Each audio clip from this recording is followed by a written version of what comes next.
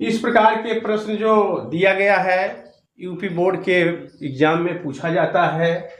सिद्ध कीजिए कि किसी समबाहु त्रिभुज की एक भुजा के वर्ग का 3 गुना तथा उसके किसी शीर्ष लंब के वर्ग के 4 गुने के बराबर होता है।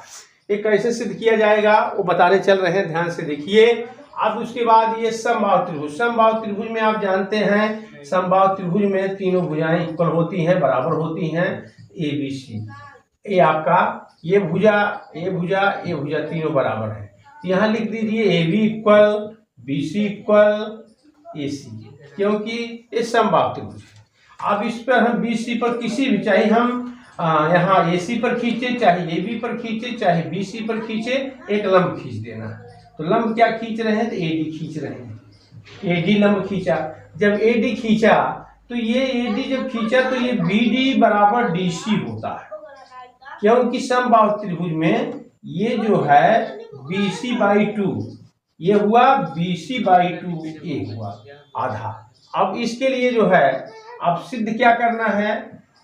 सिद्ध करो कि ए बी स्क्वायर, इसमें कहा है कि त्रिभुज की एक भुजा के वर्ग का 3 गुना, मान लीजिए ए बी के वर्ग का 3 गुना, ये हो गया इक्वल।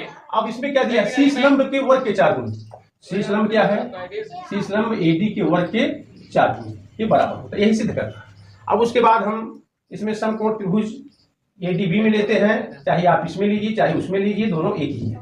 अब उसके बाद त्रिभुज ADB में कोण D इक्वल 90 डिग्री है। हम पाइथागोरस ट्रिक अपना रहे हैं, पाइथागोरस प्रमेय का। अब उसके बाद इसमें क्या है?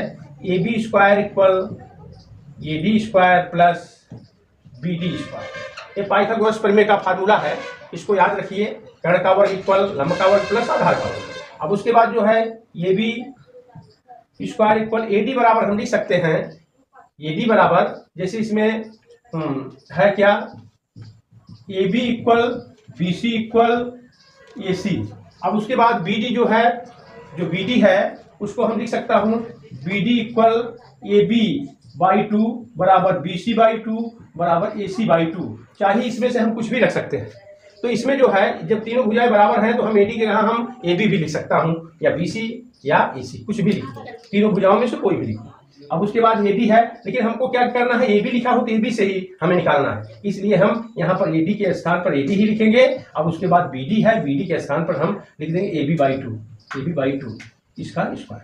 अब इसको तो हल कर दीजिए, AB स्क्वायर प्लस ये हो गया AB स्क्वायर प्लस 2 दूना 4। अब इसको एक कंडीशन एक तरफ कर दीजिए पक्षांतर। अब उसके बाद जो है AB का स्क्वायर इस तरफ ले लीजिए, माइनस AB का स्क्वायर बटे 4 इक्वल AD का स्क्वायर। अब उसके बाद जो है 4 एलसीएम लिया, 4AB का स्क्वायर माइनस AB का स्क्वायर इक्वल AD का स्क्वायर।